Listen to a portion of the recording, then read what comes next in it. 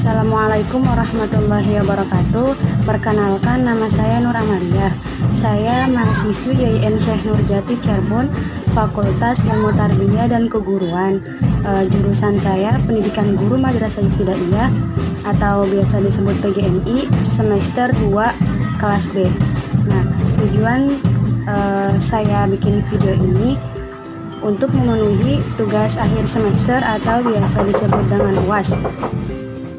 Tujuan saya membuat video ini adalah untuk menjawab 4 pertanyaan yang diajukan oleh dosen saya. Pertanyaan yang pertama itu tentang pendekatan apa yang dilakukan oleh video yang telah kami amati. Terus pertanyaan yang kedua itu pertanyaan teori apa yang digunakan dalam video tersebut. Terus pertanyaan yang ketiga itu tentang model apa yang digunakan dalam video tersebut. Lalu yang keempat itu kelebihan dan kekurangan dalam video tersebut. Nah, langsung saja yang pertama saya jawab pertanyaan yang pertama tentang mengenai pendekatan apa yang dilakukan dalam video tersebut. Nah, jawaban saya, pendapat saya dalam video tersebut menggunakan pendekatan saintifik dan pendekatan lingkungan hidup, sudah jelas. Nah, kenapa saya memilih jawaban pendekatan saintifik? Karena dalam pendekatan saintifik itu berarti proses pembelajaran yang dirancang sedemikian rupa agar peserta didik secara aktif. Jadi di situ itu terjadi aktif gitu, nggak hanya gurunya aja, tapi muridnya juga aktif gitu. Kayak misalkan gurunya di situ kan menanyakan, lalu si muridnya itu menjawab kayak gitu. Dan bukan hanya satu murid saja, bahkan 2, 3 gitu. Terus dalam prosesnya juga, kenapa saya jawab pendekatan saintifik? Karena di situ ada proses mengamati, terus ada proses menanya, mengajukan pertanyaan dan menjawab pertanyaan. Terus yang ketiga itu mengumpulkan data. Setelah mengamati lalu dikumpulkan data-datanya, informasinya. Terus ada penalaran, proses berpikir logis. Terus yang terakhir itu mengomunikasikan, jadi dipresentasikan tiap kelompoknya. Terus yang kedua menggunakan pendekatan lingkungan hidup. Kenapa menggunakan pendekatan lingkungan? Karena pendekatan lingkungan itu pengertiannya itu pendekatan proses dengan lingkungan sebagai sarana atau media untuk memperkenalkan lingkungan.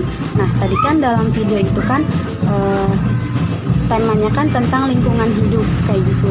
Jadi itu masuk ke melakukan pendekatan lingkungan gitu. Dengan media lingkungan, ada media konkretnya gitu. Terus alasannya karena isi pelajaran disesuaikan dengan keadaan lingkungan. Jadi kan temanya kan lingkungan. Jadi itu menggunakan pendekatan lingkungan. Terus dalam penyusunan bahan ajar berkisar pada suatu tema atau topik yang tadi gitu. Jadi temanya itu lingkungan, belajarnya itu menggunakan tema lingkungan, terus menggunakan pendekatan lingkungan gitu. Terus pertanyaan yang kedua,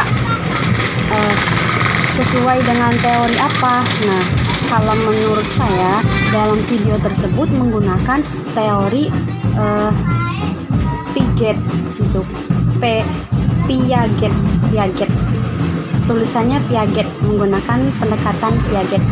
Nah, menggunakan teori Piaget.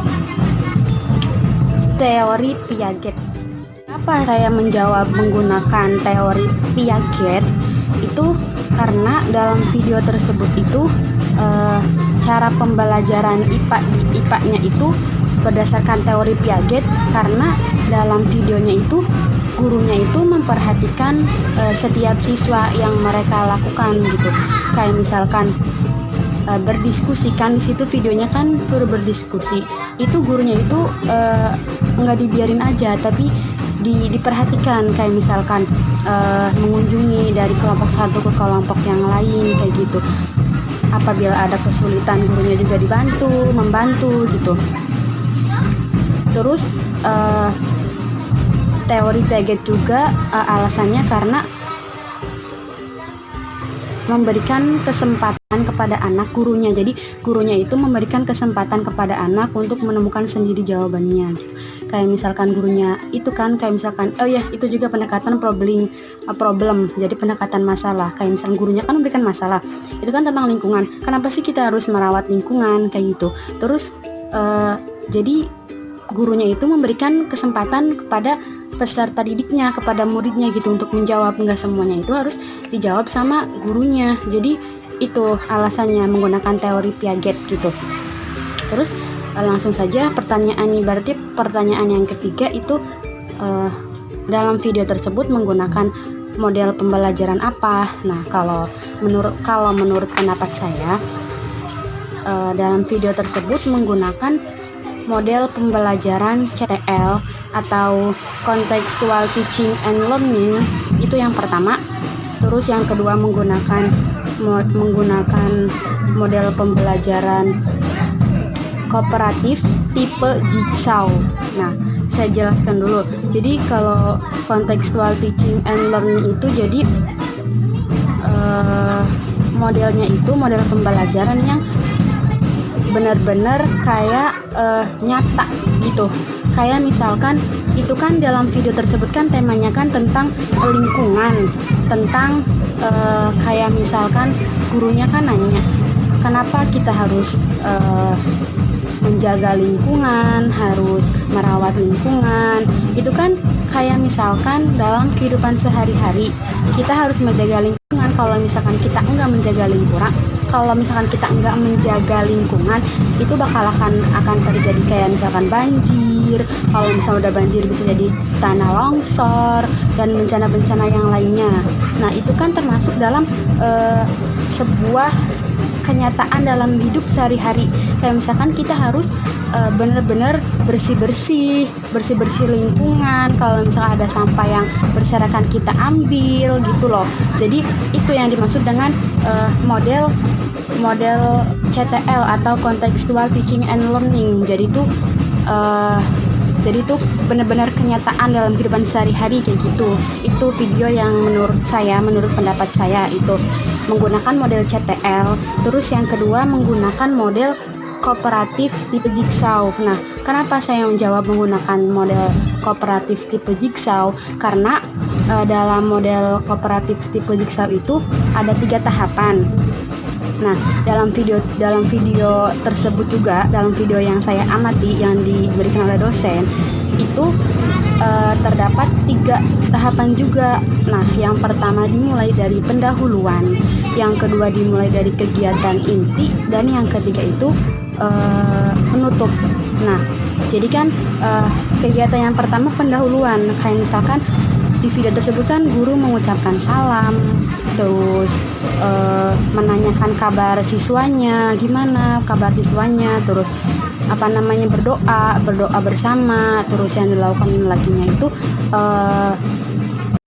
kehadiran, jadi menanyakan kehadiran siapa aja siswa yang gak hadir pada saat itu. Terus memasuki kegiatan inti. Nah, kegiatan kegiatan intinya ini dimulai dari guru melakukan stimulus atau melakukan sebuah pertanyaan yang menuju pada suatu tema yang akan dibahas. Nah, ini kan jadi kan ceritanya temanya kan tentang lingkungan gitu. Terus kayak misalkan tadi kan di videonya itu gurunya menanyakan apa yang kalian lakukan di rumah gitu, kayak misalkan menyapu halaman, ya dan semacamnya kayak gitu. Itu kegiatan inti. Terus juga dimulai dari tanya jawab, kayak misalnya gurunya kan nanyain apa dampak ketika kita tidak menjaga lingkungan, bagaimana, apa yang akan terjadi. Itu kan siswanya kan menjawab. Terus kenapa termasuk dalam kooperatif tipe Jigsaw juga, karena siswanya itu dalam kegiatannya itu menggunakan diskusi. Terus juga terbagi menjadi 4 kelompok. Terjadi kelompok pakainya itu sistemnya berkelompok, satu kelompok terdiri dari 4 orang. Nah itu termasuk dari kooperatif tipe jigsaw itu kan. Terus ada kegiatan presentasi gitu. Setelah diskusi itu dipresentasikan gitu. Terus mengamati, kan gurunya kan suruh ngamatin anak-anak, guru suruh menyuruh anak-anaknya untuk mengamati di sekolah, kayak misalkan menanyakan kepada guru yang lain, menanyakan kepada penjaga sekolah tentang lingkungan. Kayak misalkan tadi kan di videonya kan nanyanya kan sehari berapa kali menyiram tanaman di sekolah kayak gitu. Itu termasuk ke dalam mengamati atau observasi gitu, melakukan wawancara kepada orang di sekitar sekolah kayak gitu. Terus gurunya juga menugaskan atau ada laporannya gitu, ada catatan lembaran jawabannya buat nantinya kan ditanyain, terus tuh ditulis, terus nantinya itu ada laporannya. Nah laporannya itu nanti dipresentasikan ke depan, anak-anaknya itu dipresentasikan maju ke depan, mempresentasikan hasil dari apa yang dia amatinya, lalu dipresentasikan lah kayak gitu. Terus tahapan yang ketiga itu kan penutup. Nah, jadi kan tadi kan yang pertama ada pendahuluan, yang ketiga yang pertama ada pendahuluan, yang kedua ada kegiatan inti, yang ketiga ada penutup. Nah, penutup ini bagiannya kayak misalkan gurunya itu menanyakan kembali atau menjelaskan kembali tentang materi yang tadi sebenarnya intinya itu apa, mempelajari tentang apa, terus menanyakan kepada pesertanya misalkan apa yang nggak dimengerti gitu, bisa ditanyakan kembali. Terus juga jadi menugaskan atau mengisi PR buat di rumah gitu, suruh ngerjain PR buat di rumah kayak gitu. Terus pertanyaan yang keempat, kelebihan dan kekurangan di video tersebut. Dalam video tersebut, kalau menurut saya pribadi, kelebihannya itu dalam proses belajar mengajarnya itu sistemnya itu jadi aktif gitu, saling aktif, bukan hanya gurunya saja tapi muridnya juga aktif. Terus tidak, dalam pembelajarannya itu tidak membosankan kayak gitu. Maksudnya itu kadang kan kalau misalkan gurunya aja yang ngomong, terus itu kan bisa jadi kita sebagai murid itu akan merasa bosan gitu, ada yang ngobrol bahkan ngantuk atau apa semacamnya kalau misalkan gurunya aja yang ngomong. Nah ini kan kalau misalkan sama-sama aktif kan jadi kan enak, nggak bosen, nggak boring gitu. Terus kelebihannya itu siswanya itu berani berpendapat kayak itu. Jadi karena mungkin udah biasa menggunakan sistem seperti itu, jadi akan terbiasa untuk menjawab pendapat-pendapat. Nah kekurangan dalam video itu mungkin memerlukan waktu ya kali, karena dalam proses pengamatannya itu kan muridnya kan keluar dari kelas, menanyakan, mengamati apa yang terjadi gitu, mewawancarai orang gitu. Jadi menurut saya pribadi kekurangannya itu mungkin waktu gitu ya, waktunya yang menurut saya itu mungkin bisa jadi lama gitu, memerlukan waktu yang banyak gitu. Terus kekurangannya itu ada juga gitu, nggak semuanya aktif sih, ya aktif.